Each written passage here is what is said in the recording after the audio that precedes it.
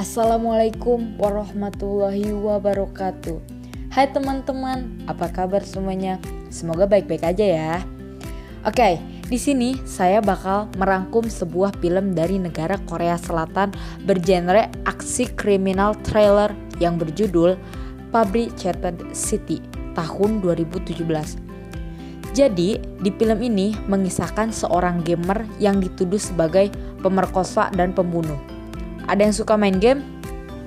Yaudah, kita masuk ke ceritanya.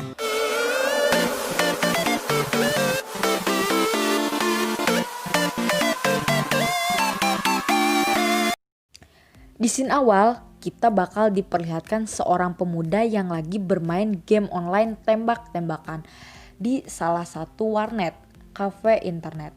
Nah, ini si pemuda itu idola para cewek-cewek ya. Namanya Kwon Yo yang diperankan oleh Ji Chan Wook. Gitu bukan sih nyebutnya? Maaf ya kalau salah, salahin aja lidah saya. Nah, Kwon Yo ini seorang pengangguran. Sama kayak saya. Setiap hari kerjaan dia cuma main game aja. Kwon Yo ini punya tim dalam game online tersebut. Cuman dalam setiap timnya mau ketemu, Kwon Yo selalu gak bisa buat kumpul dengan alasan sibuk. Mungkin sibuk bisnis QNet, MLM, ternak tuyul, dan sajabana. Tiba-tiba ada telepon masuk ke HP-nya. Ternyata itu omanya atau mamanya Kwon Yo. Mamanya kerja sebagai perawat di rumah sakit gitu. Mamanya nelpon cuman buat nyuruh Kwon Yo matiin gas di rumahnya karena lupa. Bahaya juga sih ini perkara. Scene pun berpindah saat Kwon Yo lagi fokus main game lagi di kafe warnet yang sama. Gak tau dah itu gas dimatiin apa kagak. Oke, lanjut. Tiba-tiba saat Kwon Yo fokus main game, ada suara HP yang bunyi di sampingnya. Karena gak ada yang angkat, diangkat dah sama si Kwon Yo. Ternyata itu pemilik HP-nya yang nelpon dan nyuruh si Kwon Yo buat balikin itu HP. Awalnya Kwon Yo nolak, tapi karena mau dikasih upah 800.000, akhirnya maulah si Kwon Yo buat ngebalikin itu HP. Iya sih, saya juga mau dah kalau gitu. Mana lagi nganggur, kan lumayan. Sampai di tempat pemilik HP, ternyata pintunya gak dikunci dan gak ditutup. Jadi agak melongo gitu. Kwon Yo pun nongol aja di pintu sambil bilang, Punten. Karena gak ada yang bilang, mangga. Kwon Yo pun masuk ke dalam perlahan-lahan. Astagfirullah, ada yang mandi. Ternyata itu pemilik HP-nya dan nyuruh taruh HP-nya di situ. Sedangkan imbalannya ada di atas kamar. Udah ngambil uangnya, Kwon Yo pun pergi. Kwon Yo ini gak curiga sama sekali sama kejadian ini. Iya sih, saya juga kalau di posisi dia, uangnya mau pakai dugem, karaokean, traktir makan, beli tanah, beli sawah, beli gedung, dan nyewa apartemen. Dikira 800.000 zaman dulu. Besok paginya, saat Kwon Yo setengah terbangun, alangkah indahnya pelukismu agung. Maksudnya alangkah kagetnya Kwon Yo karena dia langsung disergap sama beberapa polisi. Kok bisa? Apa semalam Kwon Yo beli eksimer tramadol atau ngelem sama teman-temannya? No. Kwon Yo diduga sebagai pembunuh dan pemerkosa anak di bawah umur. Nah kan, gak diliatin adegannya. Nanti bakal terungkap siapa dalangnya. Karena Kwon Yo ini gak melakukan hal itu. Kwon Yo pun dimintai keterangan oleh polisi. Kwon Yo mencoba menyangkal semua tuduhannya. Tapi semua bukti atas tuduhannya memang benar milik Kwon Yo. Seperti pisau di sidik jari dan air aqua. Itu gimana ngambilnya ya? Berita tentangnya pun tersebar kemana-mana.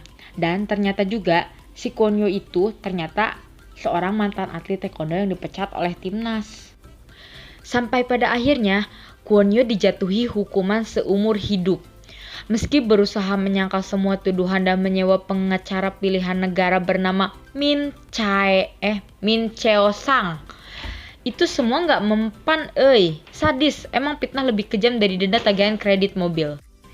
Kwon Yo pun akhirnya ditahan di penjara level 1 pembunuh. Saat tinggal di penjara, Kwon Yo selalu diganggu dan diperlakukan tidak baik oleh napi yang ditakuti bernama Mak Deok Sok. Setelah beberapa hari, Omah Kwonyo bersama pengacara Min menjenguknya dan memberitahukan kalau omahnya akan mengadakan naik banding minggu depan. Duh, lihat wajahnya, euy. Ada yang mau hapus darahnya nggak? Di sini, kayaknya Kwonyo frustasi banget. Tapi omahnya nggak mau anaknya nyerah gitu aja terhadap kasus ini. Kembali ke kehidupan penjara. Kwonyo dipukul, ditendang, disiksa, dan diperlakukan tidak baik. Sampai satu hari pengacara Min mengunjungi Kwonyo dan memberitahukan bahwa omahnya Kwonyo meninggal dunia dan meminta tanda tangan Kwonyo untuk dapat memakamkan omahnya. Kwonyo sedih banget ngedengar hal itu karena cuman omahnya satu-satunya yang bisa bantu dia buat keluar dari situ. Pengacara Min bilang gak nyangka kalau omahnya Kwonyo melakukan hal se-ekstrim itu. Mungkin omahnya Kwonyo ini bunuh diri. Kwonyo pasti terpuruk banget atas kejadian yang menimpanya itu. Dan pada saat Kwonyo mau beranjak pergi, tiba-tiba Mak Deok-sok akan menusuk Kwonyo. Tapi dengan cepat Kwonyo menyabret pipi Mak dengan pisau yang berada di genggamannya. Kemudian Kwonyo pun menusukkan pisau ke perutnya sendiri. Kwonyo dan Mak Deok-sok dibawa menggunakan ambulans. Ternyata Kwonyo tidak benar-benar mau bunuh diri, tapi penusukan itu direncanakan Kwonyo buat kabur. Doble. Dan trik penusukan itu diberitahu oleh Abah Anom. Namanya panggil aja Abah Anom. Abah Anom teman satu penjara Kwonyo. Dan Abah Anom ini percaya bahwa Kwonyo tidak mungkin melakukan pembunuhan itu. Saat terjadi perdebatan di dalam mobil yang membawa Kwonyo pun akhirnya terguling. Jadi kayak ngebalik gitu mobilnya tuh. Tapi Kwonyo sudah berhasil mendapatkan kunci yang dijaga oleh polisi itu untuk melepaskan borgolnya. Singkat cerita, Kwonyo pun berhasil melarikan diri dari ambulans yang membawanya. Dengan keadaan terluka, Kwonyo pun berlari menyusuri hutan. Berita tentang melarikan dirinya pun tersebar. Shin pun mempertemukan Kwonyo dengan sepasang kekasih, atau mungkin pasutri, pasangan suami istri, yang tengah mogok mobilnya. Sepertinya Kwonyo ahli dalam permesinan mobil juga, sehingga Kwonyo pun bisa ikut dengan mobil mereka. Sampai di suatu bandara, sepasang pasutri itu memberikan mobilnya kepada Kwonyo. Kemudian Kwonyo pun pergi ke kantor pengacara Min dengan cara sembunyi atau kayak cara masuk rampok gitu. Kwonyo menemui pengacara Min untuk menanyakan alibi orang yang bisa membuktikan bahwa Kwonyo tidak ada di TKP saat kejadian. Seperti hal yang dibicarakan omahnya untuk mengajukan naik banding sebelum omahnya meninggal. Tapi pengacara Min mengatakan itu laporan palsu. Pengacara Min pun memberikan kalung peninggalan omahnya yang diberikan oleh Kwonyo ke omahnya saat SMP dulu. Tak lama kemudian suara mobil polisi pun datang. Dan itu yang memanggil polisi adalah pengacara Min. Kwonyo pun melarikan diri melalui jendela.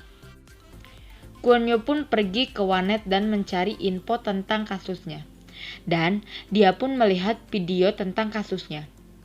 Kwonyo mengenal suara pengisi video tersebut, yang tak lain adalah salah satu teman dari tim game online-nya itu, yang bernama Teolbo. Gimana ya nyebutnya? Tulbo. Ya udah, Bo aja. Jadi inti dari videonya itu menjelaskan bahwa Kwonyo tidak melakukan apa yang dituduhkan. Bo pun mengajak ketemuan Kwonyo di kedai teh. Karena belum pernah ketemu sama sekali, Kwonyo nggak tahu Bo itu kayak gimana. Pelayan kedai pun memberitahukan siapa yang bernama Daejang.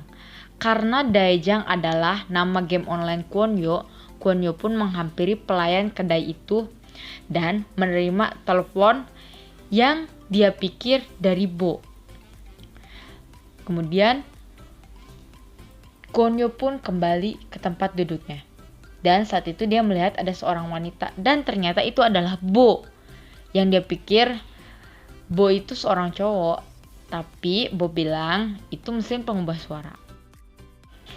Kwon Yo pun dibawa ke tempat tinggal Bo. Dan sampai akhirnya Kwon Yo juga bertemu dengan ketiga teman game online lainnya. Dan mereka mengenalkan dirinya masing-masing dengan nama game online-nya. Yang ini namanya Yongdosa.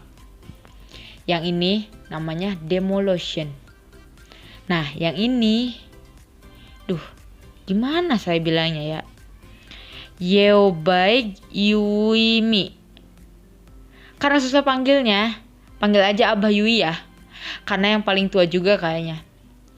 Dan mereka semua berniat untuk membantu Kwon Yo dan tidak rela jika Daejangnya atau Kwon Yo dikambing hitamkan. Kwon Yo gak mau melibatkan orang lain, jadi dia itu sempat menolak bantuan dari teman-temannya ini. Tapi karena solidaritas yang tinggi dari teman-temannya, mereka akan ngebantu Kwon Yo. Di sini ada 2 orang teman lainnya yang gak ikut, bernama Eunpye dan Eunpye. Gimana nyebutnya?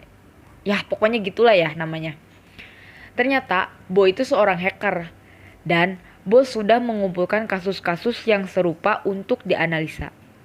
Di sini mereka rapat, tapi cuman Bo yang berjauhan jarak dan komunikasi lewat HP. Saat ini mereka lagi bahas kasus Kwon Yo. Ada kasus yang memiliki persamaan dengan kasus Kwon Yo. Dan Abah Yui pun bersuara. Selain kasus Daejang, kasus-kasus yang lain juga begitu. Dan Bo curiga sama seekor truk berwarna putih yang dijelajahi dan menemukan di CCTV yang berada dalam radius 1 km.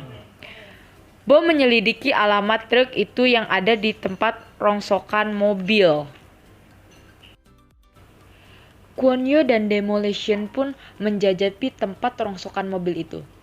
Saat menemukan truk yang dimaksud, Kwon Yo mengejar 2 orang yang pakai jas keluar dan pergi pakai mobil hitam. Sedangkan Demo suruh jaga lilin. Diam di situ maksudnya.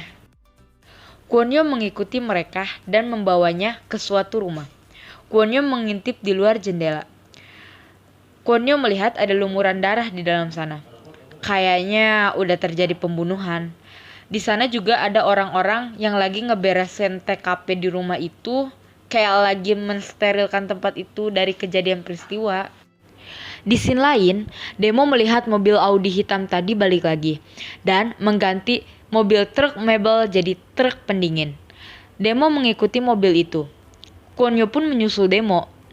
Demo bilang kalau orang tadi naik ke gedung itu. Dan Demo bilang juga kalau pasti orang luar gak mungkin diizinin mendekat. Dekat aja gak diizinin, apalagi milikin. Hemberlah. Malamnya, Abah Yui dan Yongdosa menyamar agar bisa masuk ke gedung tadi. Yongdosa kayaknya mencoba meretas sistem di gedung itu. Sedangkan Abah Yui mengelabui om-om yang lagi jaga di situ. Setelah beres, Abah Yui dan Yongdosa pun cabut. Di balik itu, ada Bo yang ngebantu buat menghack kamera CCTV gedung itu. Sedangkan Kwon Yo masuk ke gedung itu. Jadi, Bo bertugas menghapus jejak Kwon Yo di CCTV gedung itu. Sampai di satu kamar, Kwon Yo ngeliat peti dan ngebukanya. Ternyata isinya mayat. Tiba-tiba ada beberapa orang yang datang dan melakukan hal yang sama seperti yang dilakukan orang-orang tadi siang di rumah yang Kwon Yo lihat. Hanya bedanya orang-orang itu sedang memanipulasi tempat itu, kayak menempelkan sidik jari, menambah foto, dan manipulasi lain. Kwon Yo heran sama semua ini, sampai ada kamera kecil yang lagi mengintai dia.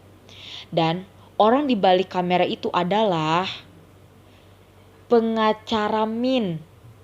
Jadi dalam dari semua itu ya dia. Dan kasus yang memiliki persamaan dengan kasus Kwon Yo yang disimpulkan Abah Yui, pengacara Min di balik semua itu. Jadi banyak orang penting yang terlibat pembunuhan dan meminta jasa pengacara Min untuk membersihkan nama tersangka dengan mengambing hitamkan orang yang gak bersalah, di antaranya pengangguran dan karyawan tidak tetap. Bener-bener ya, pengangguran lagi dijadiin sasaran. Please atuh, jangan tambah-tambah beban pengangguran aja. Dan Kwon Yo salah satu korbannya.